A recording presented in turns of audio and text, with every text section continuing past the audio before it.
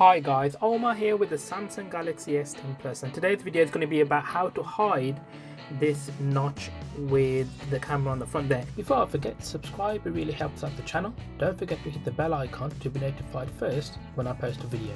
Now some people don't like the actual cutout there.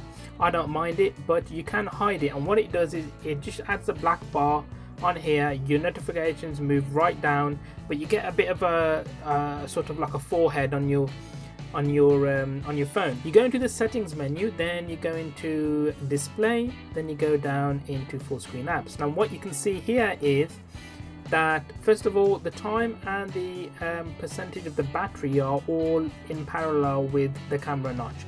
When I hit hide front camera, they all move down. And what this means is that it just adds a black bar around it and curves it off, so it looks like it's part of the actual sort of, it's meant to be there, but it basically moves everything down essentially, and it's less intrusive, the notch. I personally like the actual extra screen real estate. I just think it's a better look without the forehead, but if you find this cutout a bit too intrusive, then that may be the option for you. Thank you so much for watching guys, and I'll talk to you guys in the next one.